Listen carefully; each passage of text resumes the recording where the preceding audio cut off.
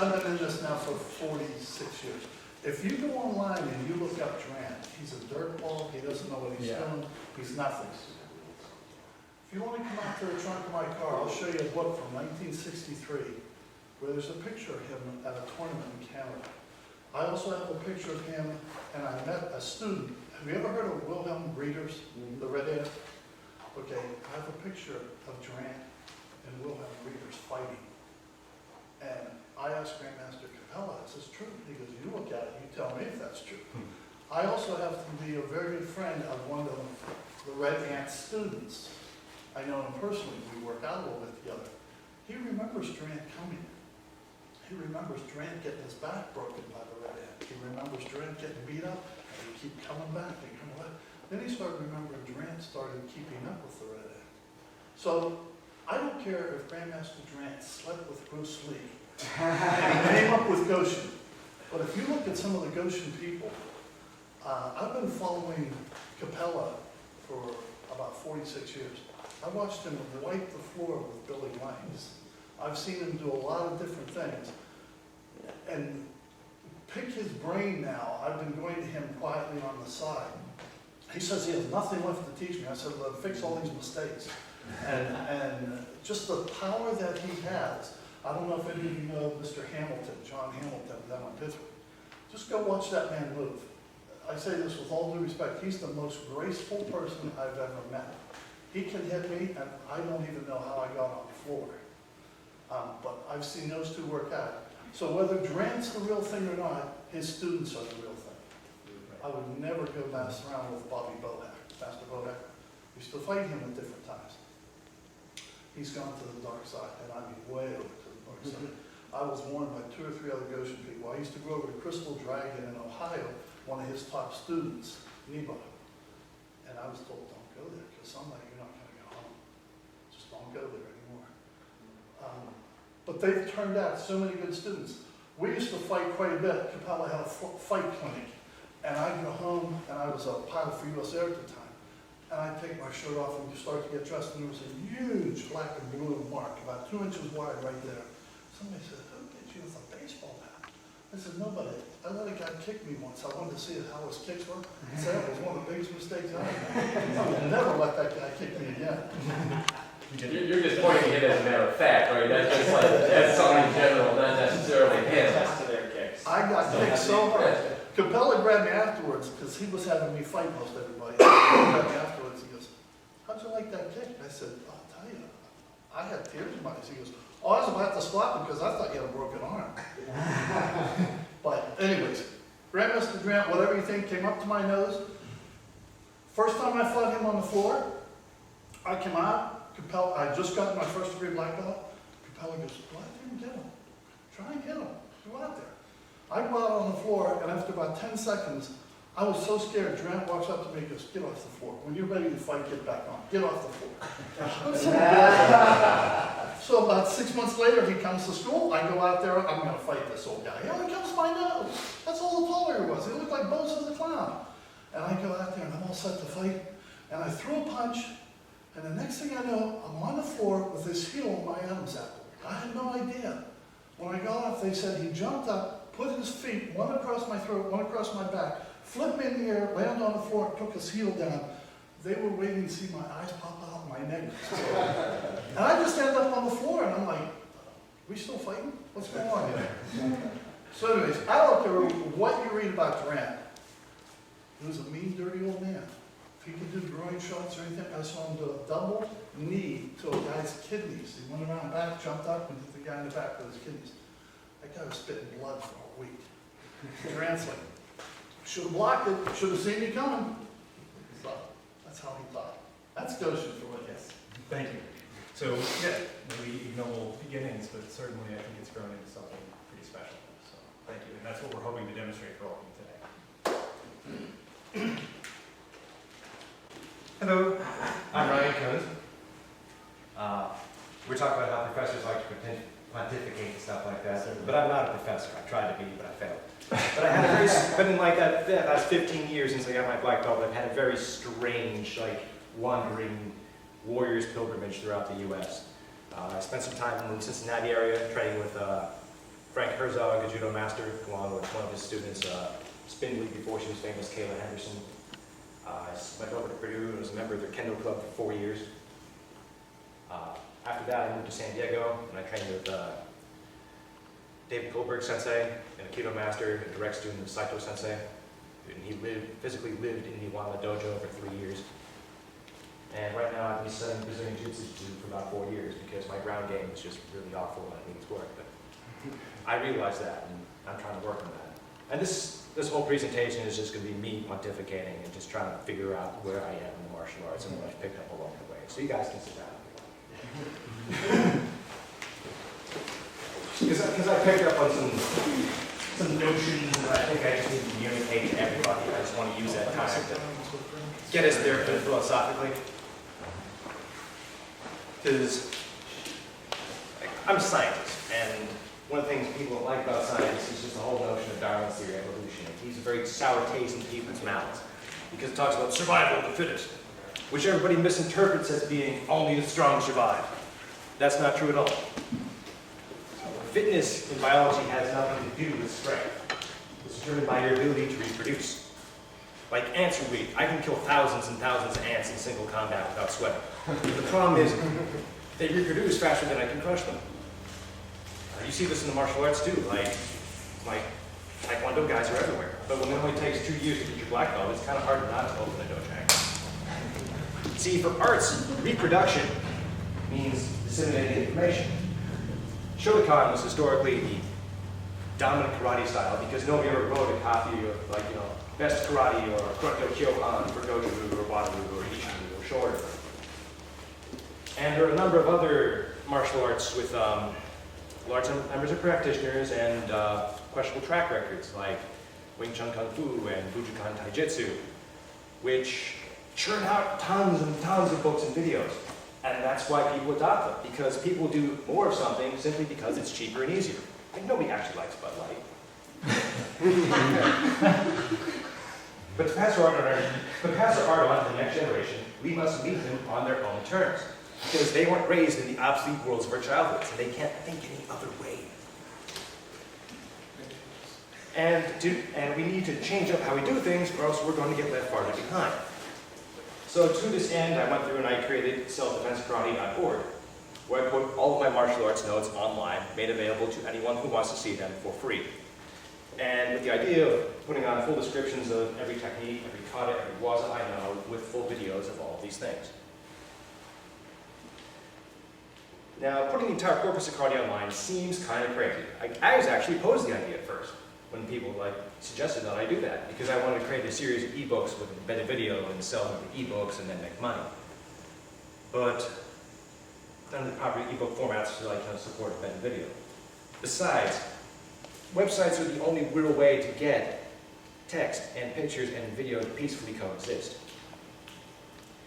But a website's excellent because it solves the distribution problem. Because everywhere there's an internet connection, my work is there. So it's available in there's already a copy in every school, there's already a copy in every library, there's already a copy in every person's pocket with a mobile phone. I got the idea from the Gracies, because they were a small, insular crew of martial artists. And they took the world by storm, not by creating UFC, but by selling tapes of the old UFC matches to movie stores. Because now every mom and pop movie shop became like a distribution point for their product. It got into where no one else wanted, where they could never reach before. And you can't, because I was talking with DeVore years ago about because he has a marked up copy of Capella's manual with every note and thing in there. But the thing is, you can't create a book that contains all the karate. You can only create a snapshot that explains the state of the art at that moment and your understanding of that art at that moment. But websites are infinitely editable. I can go through and just, as I grow and change, I can go through and make edits as I grow and change. And from there, every copy in the world is instantly updated. As opposed to books where you have to go through, I have new ideas, I need to go through and print a new edition of the book, sell new editions of the book, and burn all the old editions of the first book. It's kind of crazy that nobody's done this already. And it's probably because all those weirdos who try to learn from books and videos alone, try to get certifications online. But I'm not catering to those people at all. I don't want to be associated with them. Please do not associate me with those people. I'm just creating a tool to augment instructors, so we can have more efficient, more efficient home practice. This way, instructors can go through and spend more time on why do instead of how to. Because martial arts isn't about knowing, it's about applying. Applied knowledge is power. So I put up a curriculum. It's not a curriculum, because that's one thing that really defines karateka is that nobody can decide on what the standard curriculum should be. Like, we agree that kata was very good, we just don't agree on which kata or which order they should be presented. But that's okay, because this encourages people to go through and create their own Goshin Jutsu websites with their own curriculum on there. And it just creates a large web presence for Goshin Jutsu, and it serves my agenda. I'm giving you something to work with, or I'm giving people something to work with, or I'm giving them something to work against. Either way, it works. Because we need to go through and define what Goshin Jutsu is. Because we just can't do everything. Because that's the fastest way to get ignored. Everything isn't a genre. Everything fills no specific needs. Besides, creating a complete martial art is impossible, because Joe can tell you about the Godan's incompleteness there. If you have any system that's equally or just as complicated or more complicated than simple counting, then it's impossible for it to be a totally complete system. Because there's the rules you set up, there's some tricky Godel sentence which cannot be explained by those statements. And being able to find these things is what makes us human. Because that's something no possible computer can do, because being bound by the rules you're trying to break. My Aikido sensei just really tried to hammer this concept into us in his own way by saying that you cannot be both right and free. Because being right means you're complying to some sort of external structure, and that's the exact opposite of freedom. I expect the entire martial arts community, all you guys, and the whole world to push back on me against this. Because making the information free shatters power structures, and it's somehow cursed as cheating, but I'll gladly bet my entire reputation on this idea, because I have no reputation to lose. Most Goshin Jutsu guys, black belts and masters, can't point me on the police lineup. So there's really no, for me to do it, it's fine. I have nothing to lose by this. But it needs to be, but somebody is going to go through and do this. And it might as well be now, and it might as well be us. Or else we're going to get farther behind. Because the safe option is always the most dangerous option. It involves missing opportunities. This happened a lot in the late 70s and early 80s when the VCRs came out. Because there was this huge pushback to test VCR technology. Because the movie industry hated the idea, because you could go through and record movies that would cut back on box office sales. So they did that, and they say, trying to save millions, they wound up losing billions in missed home video sales. Rewards require risk. You just can't win Monopoly just by passing go a bunch of times. And these new innovations are often missed because they don't seem new. It's just taking off-the-shelf technology and using it in an unintended way.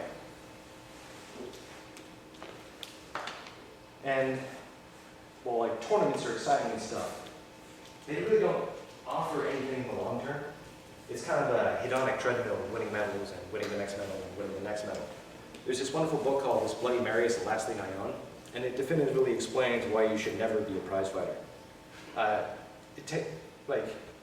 It's hard for me to go through, it's hard for me to explain, but just take a mental note of that book and just sit down and read it sometime. Because yeah, you can win medals and you can win trophies, but reward systems always fail. Because some clever person will come along and gamify the reward system to figure out how to get maximum benefit from minimum effort. And the reason why I really don't like competing is because there's only incentive to be the absolute best. There is a winner of a tournament. But there's nothing for the hobbyists or people who just want to improve themselves. I'm 5'7". I can never be the world's strongest man. Never. But I can still be a strong man. But there's no world room for me in the world's strongest man competition. It sucks. I mean, karate has rankings, but those really aren't like military ranks or even like certifications. It's more like permission to learn more material. It's kind of like how video games are set up now, because you only get a small part of the game, and everything else is locked. And the more you play the game, the more the game reveals itself to you. Karate's the same way, because like kata, I'm a big kata guy now. I'm not sure how it happened. I think it's because I moved away for 15 years and didn't have anything else. But there's just, you can constantly look for more bunkai in kata for any application. It's, the more you look into it, the deeper it becomes.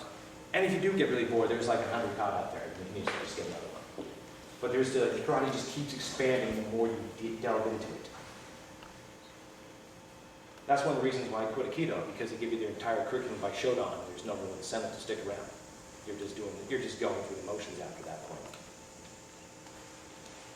The karate ranks are just like, they're important from a business perspective because karate, martial arts are an intangible product. We have to sell the sizzle and not the steak, because you can't really convey the experience of being a martial artist, just the image of being a martial artist.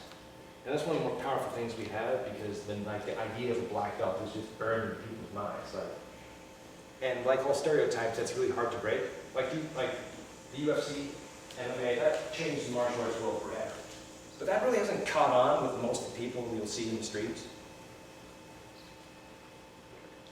Karate persists as usual because we've always kind of been like this we're afraid to swear. And that's not a bad thing. We need to leverage the black belt image, and it's kind of ironic because I'm up here trying to explain what I've done in order to win a Renshi belt. But at the same time, I'm kind of dreading the consequences of this, of me having to spend the rest of my life explaining to people what a Renshi belt is. Can you spell it? And like I said, I'm not a professor, but I did spend most of my life in academia, and I found some best practices on teaching, having been taught most of my life. You can't teach anything to anybody. You can just set people up in situations where they discover things for themselves. It's an evolutionary process because it fosters subtle changes over time. And martial arts are great because you can use to teach philosophy to kinesthetic learners by giving them a venue for something that they wouldn't normally seek out. People can only understand things in terms of their own experience. That's why people who don't get out just have no conception of how the world works, because they have nothing to compare it to. And that's why people are afraid of new experiences, because they don't know how to react.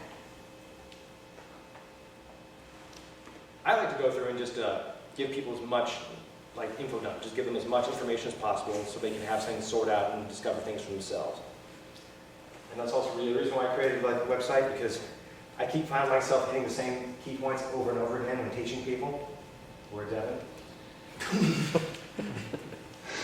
And anything that can be proceduralized can be automated.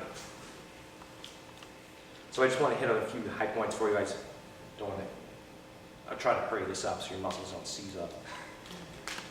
The purpose of education is optimization and not maximization.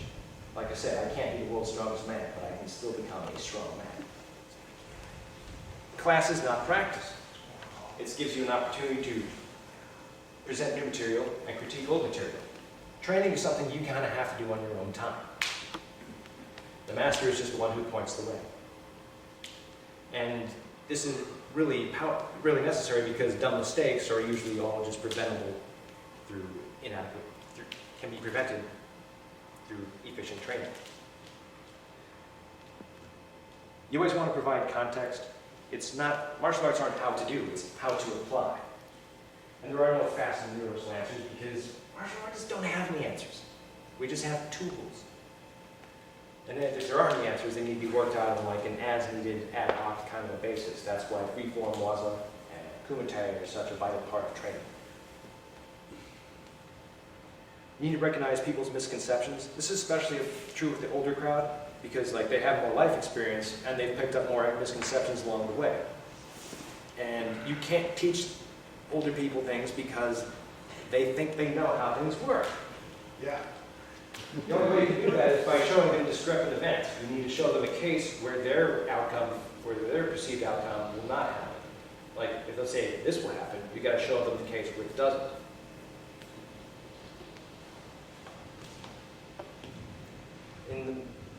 You need to use plain language. You don't dumb things, by just using plain language just won't dumb things down, because your students have to go through and translate everything in their own personal language anyway, and this just saves them a step. And the big thing is you need to challenge students. You need to push them to 105% of their capacity, because it's at 5% that allows them to grow. The real skill of being an instructor, though, is knowing what that person's 105% is, because it varies from person to person and it gradually increases over time.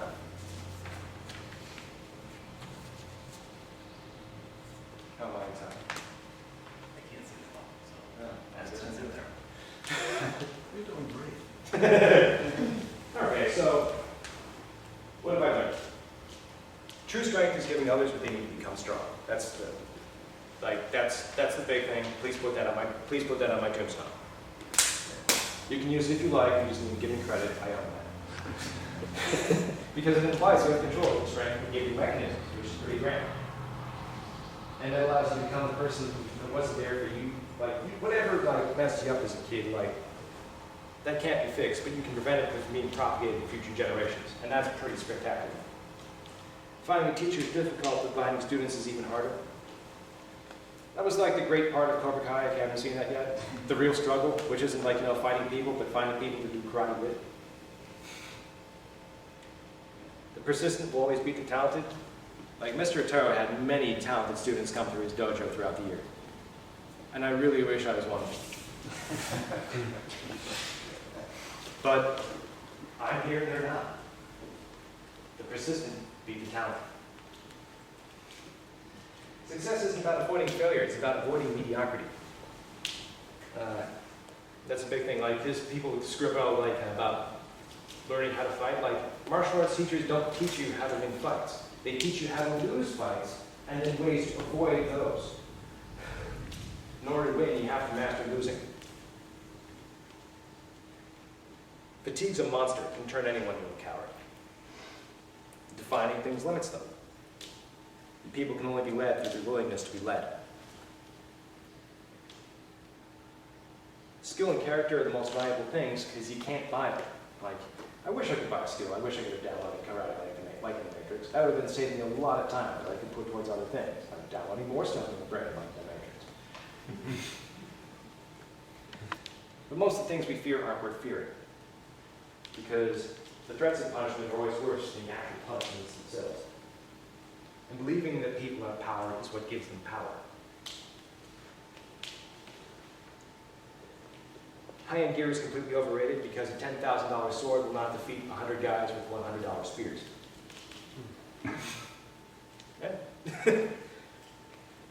You can't save time, you can only spend it differently. Expertise isn't about knowing stuff, it's about knowing what's missing, what's not going on. I don't understand myself at all because I'm constantly changing. That's why I may create living documents, living products, because I am a living thing. Trust is the ultimate currency. Change is the only constant, and rust never sleeps. All knowledge is interrelated, and applied knowledge is power. And